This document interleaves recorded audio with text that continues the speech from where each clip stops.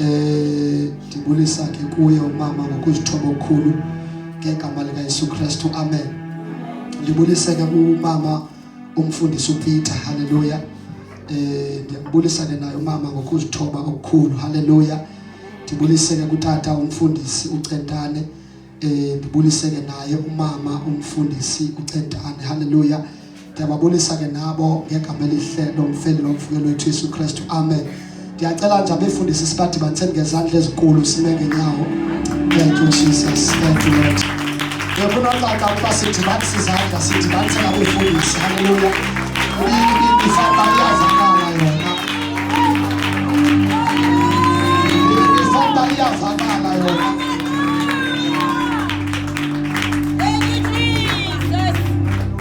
Ake siziphinde bazalwane izandla.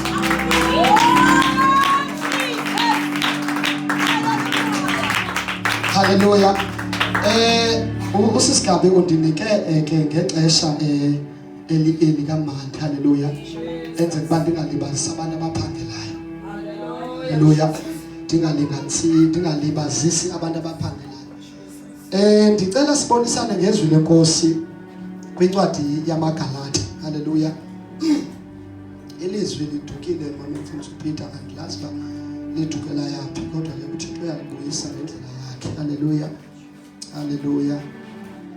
Ndicela sibonisane kumaGalati chapter 6. Haleluya. Apho ekhaya sinikwe khona. Haleluya. Kuthiwe ke itheme ke the beauty of the cross. Ubuhle bomnqamlezo. Ndiyasithanda isiXhosa. Haleluya. Ndiyasithanda kakhulu isiXhosa. Ela siqhubele worship team izandla. Haleluya. Sishaya izandla worship team. Thank you Jesus. Sizamfunda ke uverses 14. Ufundeka ke ngohlobo. Uverses 14. Mina ke mandingakhe ndiqhayise nganto ingenguwo umnqamlezo wenkosi yethu uYesu Kristu. Ekuthe ngaye ihlabathi kum labethelelwa emnqamlezweni. Ndathi nam ndabethelelwa emnqamlezweni. Haleluya. Andani noba uyamind nantokozo ulifakela not instrument. Uvela nje ulifakela instrument ngeBluetooth. Haleluya. Unifakele nje instrument ngeBluetooth. Apho sifunda khona sifunda kwincwadi yamaGalati. Haleluya. Apha uPaulos uthetha ngendaba yokuqhayisa. Haleluya. Ibandla laseGalati belinento eqhayisa kakhulu okanye abantu baseGalati ngendaba yokwaluka. Mandithi ipride yabo ibisekuthini umuntu makoluke. Haleluya. Zezinye zendawo endizicingelayo mina ngokunokwami uba mhlawumbi ubungekhe ushumayele kuzo uyikwekwe. Zezinye mhlawumbi zendawo uPaulos mhlawumbi angazi ndiyazicingela. Bazalwane ufuna sizicingele nezinye izinto. Ndiyazicingela uba zezinye zendawo mhlawumbi ezifana nezi ezibangela uba athi uPaulos ndim othe uTimothy makoluke. Haleluya. Ngoba iaudience azoshumayela kuyo ngabantu bomthetho.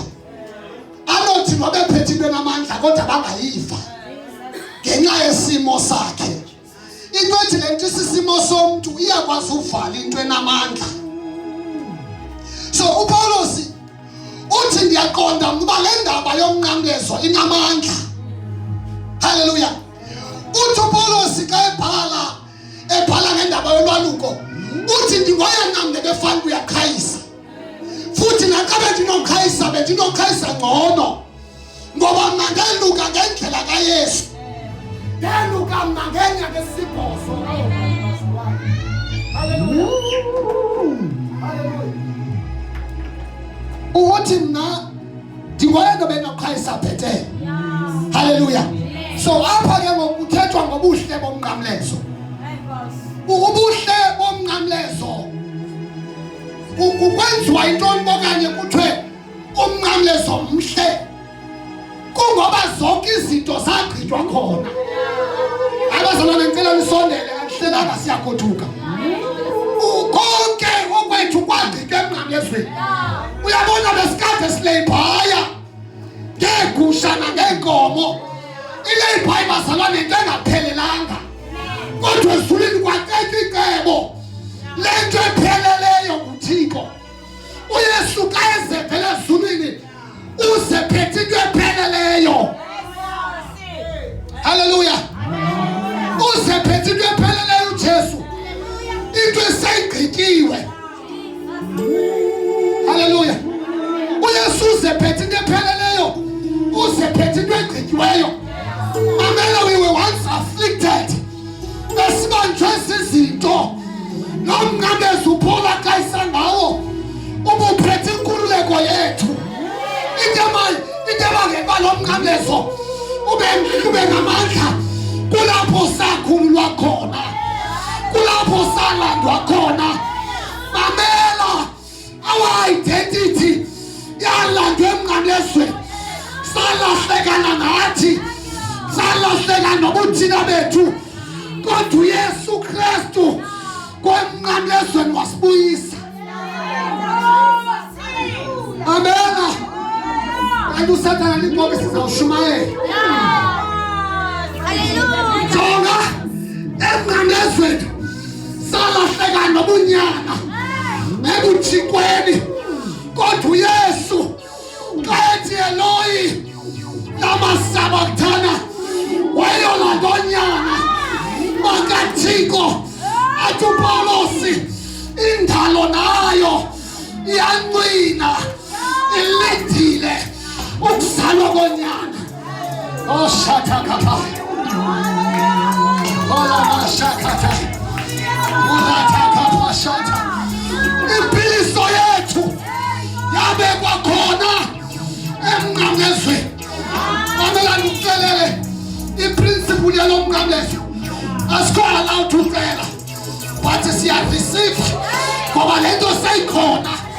Asicela into esesinikiwe. Asicela healing kodwa siya receive.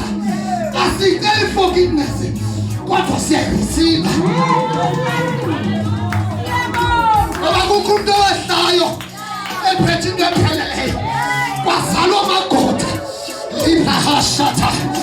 Kwathathwa abantu. Mamela, why umnqamlezo? Why umnqamlezo? Uthi uPawulos ngibanga lengcinga abanayo uKristu akathi ukulingana kwakhe athi lo Thixo wakubona kulithoba kodwa wasuke wehla wafezansi athi nokufa oku baba semthini wohlazo ukuze naba bangamahlazo kulomhlaba basusa indawo ezulwini.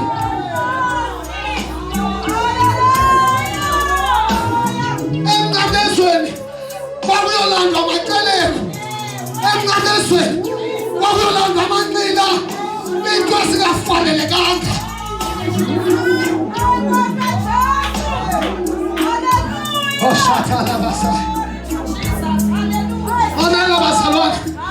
We are not supposed to suffer because Jesus paid it all. Wayikhupha lonke ixabiso ngenxa yempilo zethu. Lina bahashata. Sazalwa emnqamlezweni. Mhlazana izulu libukile lijonge ezantsi waqhambuka umhlaba zaduduma indudumo kwabaleka imibane. Unyana kaThixo elenga laphalala igazi ushakabaya kwakuyolandwa thina.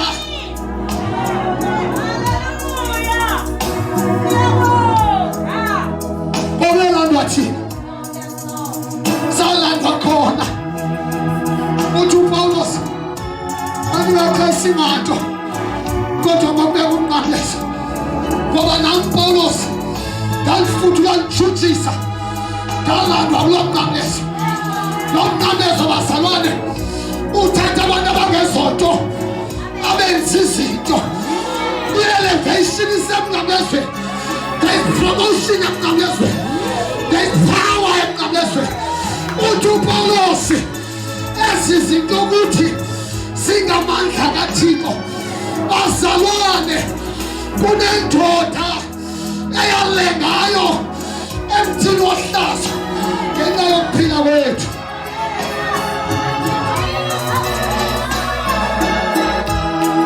Amela emnqamezwe ulapho sesusa khona athi obhalayo, whoever the Son of Man sets free, that person is free indeed. Inkululeko yethu yonke yaba khona emnqamezwe.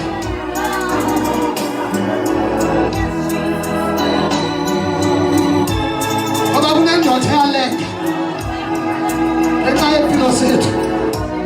Hallelujah. Ngenxa yendoda eyalenga, ngenxa yendoda eyancamayo yathi thuma ngandubiyele. Ngoba bakhona abantu abafana nathi abangajongelwanga ntweni, abafana noGideon abathi Thixo nekhaya lam alijongelwanga ntweni, benzi ngubani athi ohlabelelayo ndize ndithandwe kangaka, athi ngamazulu kungenxa yendoda eyafayo uze sithandwe lungasifanelanga lothando lukaThixo. Noma lento singayibhadlela namhlanje kodwa sasingafanelanga. Shatakapa sasingayifanelanga lento. Mamela uthi ohlabelelayo noma ngangiphethula athi noma engathula semlila phambi kwakhe ibe ngathi andithandazi, kodwa kwento endiyaziyo awandenzela yona ushathaphaya. Kunento enamandla awandenzela yona, wachitha igazi esiphambanweni. Uthi ingako ndikula ndisithi wena ungcwele.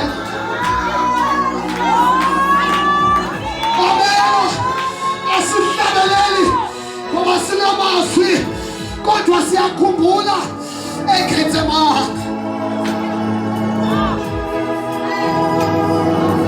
Amela emihlabelelo yalandwa eKalvari.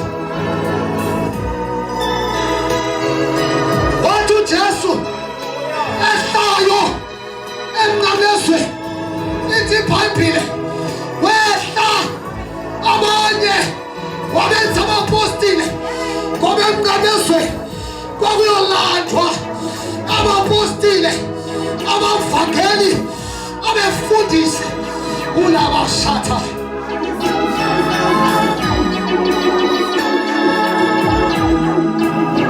Emnqamezweni sasiyotangela umoya, sasiyotangela umoya. Akathala bashata korantani bahaya. Khona into engcono esinokhayisa ngayo. Sinazi izipho kodwa ukhona umnqamlezi into engcono esingakhayisa ngayo. Ndiva nje into ethi ebusuku kukhona izinto zethu ezilengayo sezibhatelwe, kodwa sifuna abantu abazoziclaima abathi Thixo you shall never die in vain. Abazothi Calvary shall not be in vain. Uthi uPaulosi wahlupheka yena ukuze sibe sizityele, ngoba lento yaguqulwa esiphambanweni. Yaguqulwa esiphambanweni. There was a change. Uthi Isaya uyawuthi umoya ingcwele xa uthe wahlala phezu kwakhe obulumko wengqondo noyi kuyehova, uthi kuzakwenzeka into enye ngoba emnqamezweni kulapho kuhlanganiswa khona. Uthi izawuqala ingonyama ihlale nomntana, athi nodyakalashe ahlale nemvu angayenzi into. Satsho sahlalela umlungu nomkhosa, India nePethi, ngoba khona into enamandla eyenziwe emnqamezweni.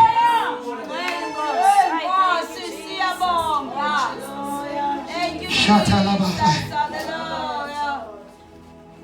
All into namandla. Ebese ngaqhayisa ngayo. Umqamleso. Umqamleso. Wenkosi uJesu. Thohlabelelayo. Sibonga wahlatsha. eGolgotha.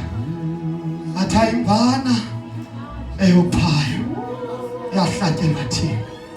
Yonke lento yenzeka phezulu kwentaba. Yathi intaba seyiphakamile baphinde bamphakamisa wangaphezulu komuntu wonke walenga emnqamlezweni. Igazi lakhe lichitheka esiva kabuhlungu kodwa kwakungenxa yempilo zethu. Ubuhle bomnqamlezo, ubuhle bomnqamlezo. Shatha labasaya alamante libahaya lindaba shetha labasita randa libaha sheka labahaya shela mosata libahaya.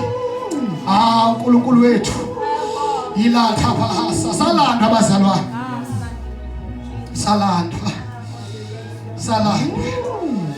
waya emnqamlezweni engumuntu nje ojongelwe phansi njengathi, kodwa xa ebuya esiphambanweni xa selevuka wavuka seyinkosi nathi sizinkosi.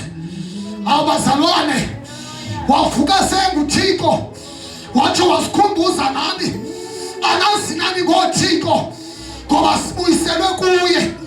Athi uPaul safa naye athi savuka naye.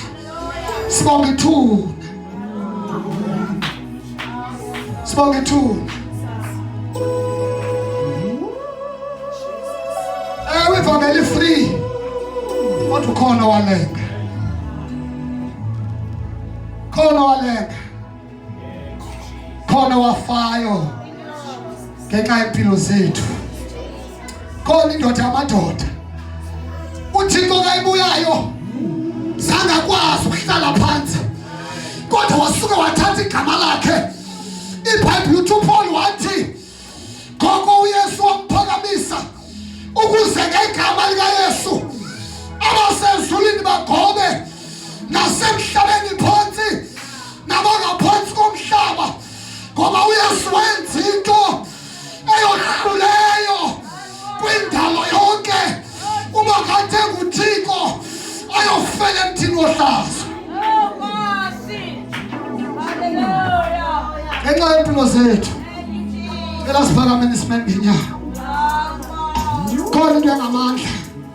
Shatha labahasi rikhanda labush khathorobosaya esingakhayisa ngayo umnqamlezo kuphela libraha shekhathabosaya. Khona into ephakemeyo, khona into engcono ebesinokhayisa ngayo. Haleluya. Siziphakamisele phezulu izandla zethu siwavala amehlo ethu. Lana shatha labosaya. Mama ngicela uthathe indawo yakho. Rikhanda labush rekhatha labasaya. Enkosi, umfundisi libra